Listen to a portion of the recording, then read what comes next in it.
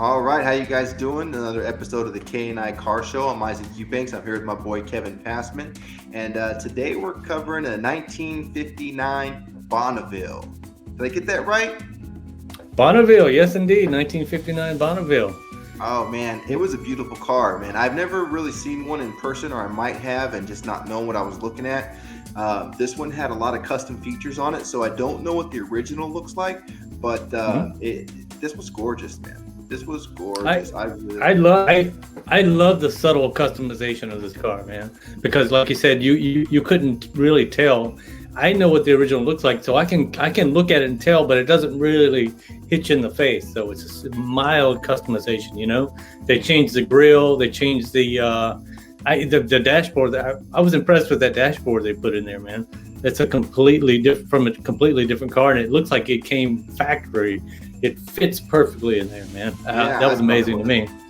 Okay, I was really impressed with the factory interior. It was like really nice, and I thought it had some features on it. So you're telling me that it wasn't factory. That's cool. That was not factory. That interior was not factory, man. It looks, those seats and everything that they put around that little speaker in the back and all that. It's absolutely, they did an excellent job with that, man. Because if you didn't know what it was supposed to look like, you wouldn't be able to tell the change thing, you know. And the door panels and everything, they had the electric windows and stuff all put in there, nice and neat, man. Somebody did some really, really good work to this car, man.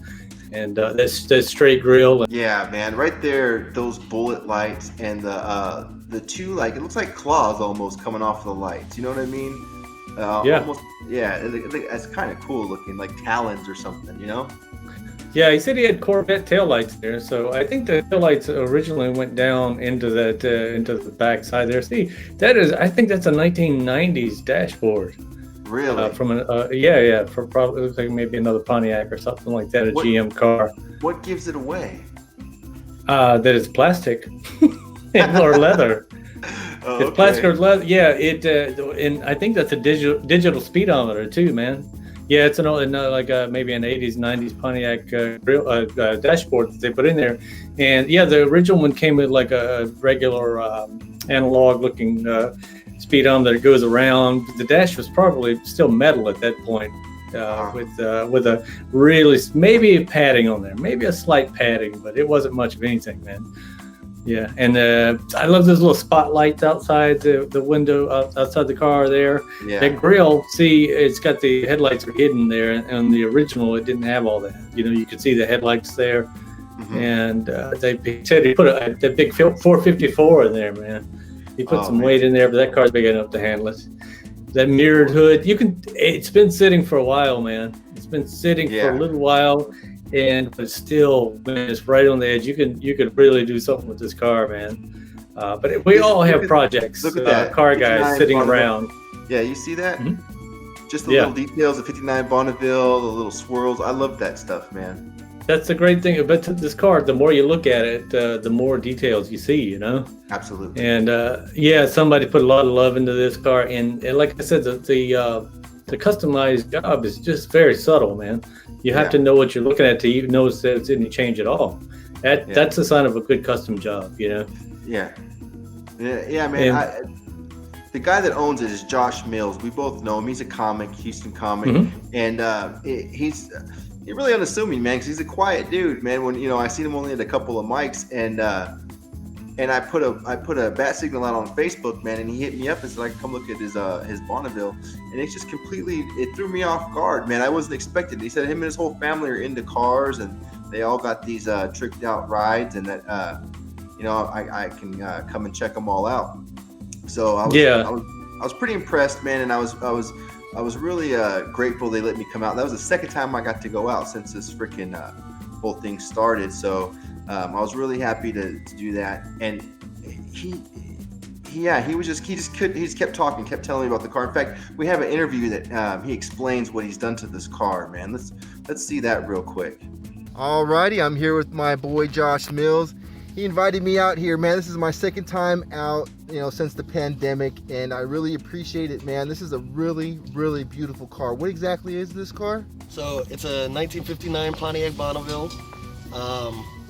That has seen better days, but it's still a pretty cool car. '59's like my favorite year for everything because it was like the year of excess, right? So you get these wild fins and stuff like that, and styling cues like that, pretty much on every car from '59. So this '59 has a lot of custom stuff. It's more of like a resto mod. We've got a 454 dropped in with a turbo 400 transmission, little Hurst shifter. It's got auto dimming headlights, aftermarket air conditioning, cruise control, DVD player, Bluetooth. It's got LCD gauges and all that. Custom hood, Corvette tail lights. It's actually got air suspension, not like the cool switches and all that, but you can like manually pump it up. Oh wow. And then the interior is all pretty custom, but it, shown a little age because I've had it here sitting for a minute. Cool deal. And how long have you had it exactly? Probably about 10 years.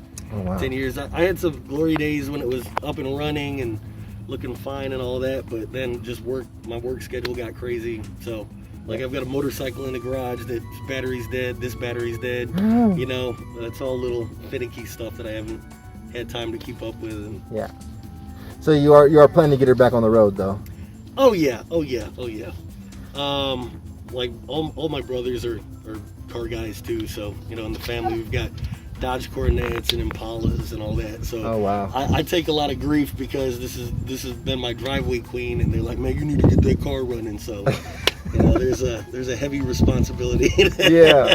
Well, man, I would love to check out some of their cars, and maybe when you get this running, we'll do a comeback episode and check this thing out, man, and actually go for a drive. Yeah, that'd be dope. We definitely, because I'll get this. Like I said, I just got to put a battery in it. Really, I just didn't prepare correctly. It's all good. Well, thank you so much, Josh, man. This has been a great opportunity to come, check this car out. I hope everybody else loves this car as much as I do. Yeah, man, that's I identify with that, man, because everybody has those cars that are sitting around you need to do something with, There's only so much time in life, man, and he says there's a lot of responsibility. I imagine his brothers, his family, and stuff. Like, man, get that car running. What's wrong with you? And in the back of his mind, he's like, I'm going to do that. I'm going to do that. I do the same thing, though. I have a few cars sitting around. It's like, I got to get on that, man. I got to do something. I can't let it go another year. That's one thing about having family members that are car guys too, because you get that peer pressure. You got to kind of keep up with the Joneses.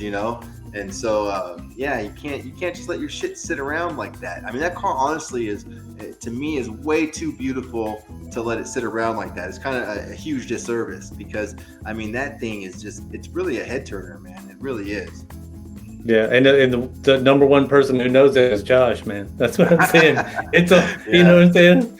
I know that weight, man. It'll but man, with the air conditioning, the cruise control and stuff like that, that air suspension and all that, that's be a great driving, cool car. Just to get out, you can drive it anywhere with that engine upgrade and stuff like that, man. Air conditioning in Houston, Texas. What more could you want, man?